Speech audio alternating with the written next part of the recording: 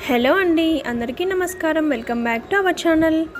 ఉదయాన్నే టిఫిన్ ఏం చేయాలో అర్థం కానప్పుడు, ఏం చేద్దామా అని ఆలోచనలో ఉన్నప్పుడు గోధుమ పిండితో ఇలా హెల్తీగా దోశ ప్రిపేర్ చేసుకొని తినండి. సూపర్ అంటే సూపర్ టేస్టీగా ఉంటాయి. ఇవి చేయడానికి టైం కూడా ఎక్కువ పట్టదండి, ఇన్స్టంట్గా చేసేసుకోవచ్చు. దీనికోసం నేను 1 కప్పు వరకు గోధుమ పిండిని తీసుకున్నానండి. మనం చపాతీ చేసుకుంటాం కదా, అదే పిండి అనమాట.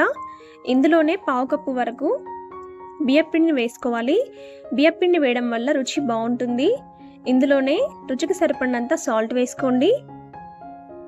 అలాగే కాస్తంత జీలకర్ర వేసుకోవాలి. అలాగే ఇందులో సన్నగా తరిగిన పచ్చిమిర్చి వేసుకోవాలి. అలాగే కరివేపాకు రెమ్మలు వేసుకోండి. వీటితో పాటు క్యారెట్ని ఇలా తురిమి తీసుకోండి. మీరు కావాలనుకుంటే ఇందులోనే సన్నగా తరిగిన ఉల్లిపాయలు, కొత్తిమీర కూడా వేసేసుకోవచ్చు. వీటన్నిటిని బాగా కలుపుకోవాలి. కొంచెం కొంచెంగా వాటర్ని యాడ్ చేస్తూ దోశ బ్యాటర్ లాగా కలుపుకోవాలి.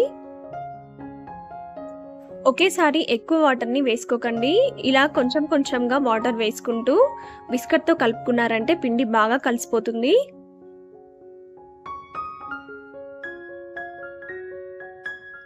పిండి అనేది ఎక్కడ కూడా ఉండలు లేకుండా బాగా కలుపుకోండి. స్మూత్ బ్యాటర్ లాగా రావాలి. మనకి దోశ పిండి ఏ విధంగా ఉంటుందో అదే విధంగా కలుపుకోవాలి.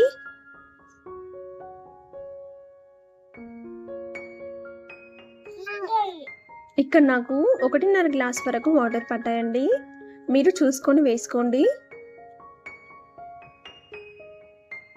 వాటర్ ఎక్కువైతే పిండి అనేది లూజ్ అయిపోయి దోశ మనకి సరిగా రాదు. సో వాటర్ని చూసుకుంటూ జాగ్రత్తగా వేసుకోవాలి. చూడండి, మనకి కన్సిస్టెన్సీ అనేది ఈ విధంగా ఉంటే సరిపోతుంది.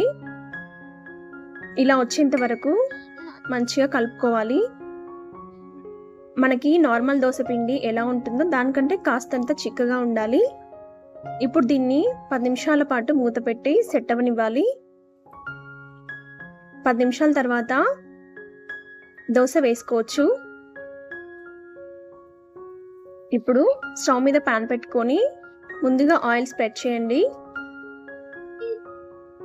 తర్వాత పైనుంచి వాటర్ని స్ప్రెడ్ చేసుకోవాలి. ఇలా చేసుకున్నారంటే మనకి దోశ అనేది చక్కగా వస్తుందండి. చూడండి, ఇప్పుడు దోశని వేసుకుందాము.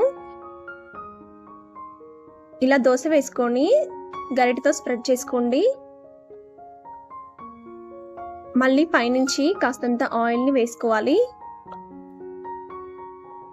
ఇప్పుడు దీనిపై మూత పెట్టి మీడియం ఫ్లేమ్లో మంచిగా కాలనివ్వాలి. ఒక సైడ్ కాలిన తర్వాత మరోవైపు తిప్పుకొని మంచి కలర్ వచ్చేంత వరకు కాల్చుకోవాలి.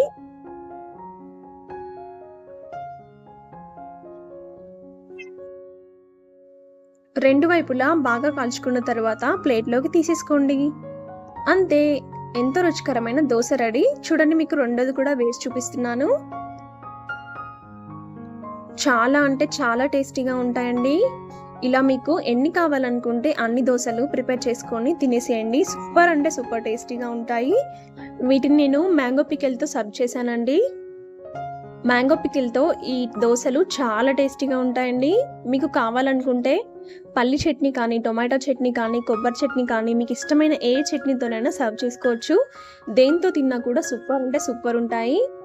మీరు కూడా ట్రై చేసి ఎలా వచ్చిందో నాకు కామెంట్ చేయండి. నచ్చితే లైక్ చేయండి, షేర్ చేయండి. ఇలాంటి మరిన్ని రెసిపీస్ కోసం మన ఛానల్ని సబ్స్క్రైబ్ చేసుకోండి.